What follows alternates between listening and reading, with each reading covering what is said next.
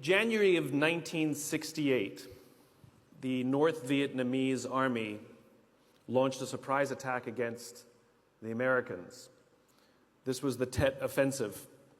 Tet is the celebration of the Lunar New Year, and there was a tradition in Vietnam that had gone on for decades that there was never any fighting on Tet.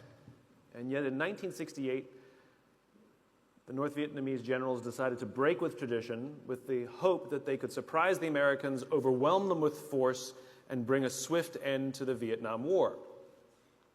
They attacked over 125 targets across the country with over 85,000 troops.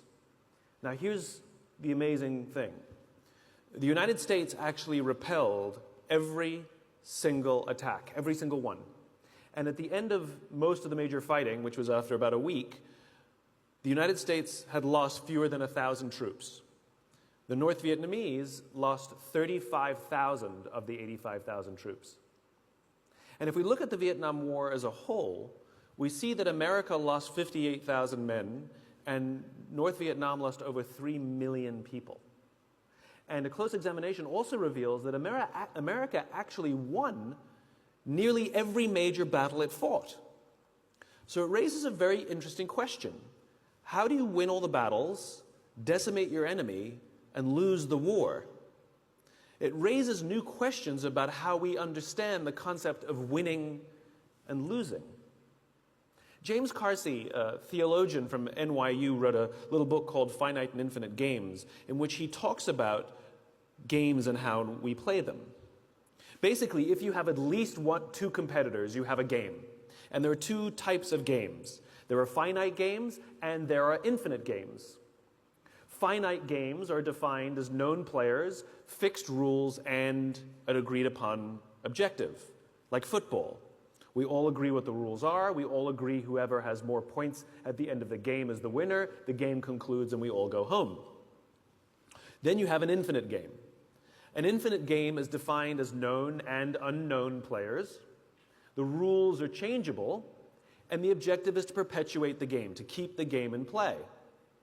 When you put a finite player versus a finite player, the system is stable. Football is stable. When you put an infinite player versus an infinite player, the system is also stable. The Cold War was stable because we cannot have a winner or a loser, and so we both keep playing until one of the players runs out of the will or the resources to keep playing, and then they drop out of the game. Problems arise, however, when you pit a finite player versus an infinite player, because a finite player is playing to win, and an infinite player is playing to keep playing, and they make very different strategic choices. And invariably what happens is the finite player finds themselves in quagmire. They find themselves frustrated and running through the will and resources required for them to stay in the game. And this is what happened to American Vietnam. America was fighting to win, and the North Vietnamese were fighting for their lives. A very different set of strategic choices were made. And it's not so much that America lost, it's that they ran out of the will or the resources to continue to stay in the game, and so they dropped out.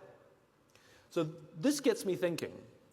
There's no such thing as winning global politics.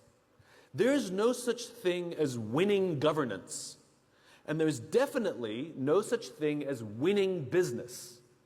But when we listen to the language of too many leaders, they don't know the game we're in. They talk about being number one, or being the best, or beating their competition. Based on what? Based on what metric? Based on what time frame? These are infinite games. And when we play with a finite mindset in an infinite game, there's a few very predictable things that happen. Trust declines, cooperation declines, innovation declines, and eventually we run out of the will or the resources to play. And in business we call this bankruptcy or merger and acquisition.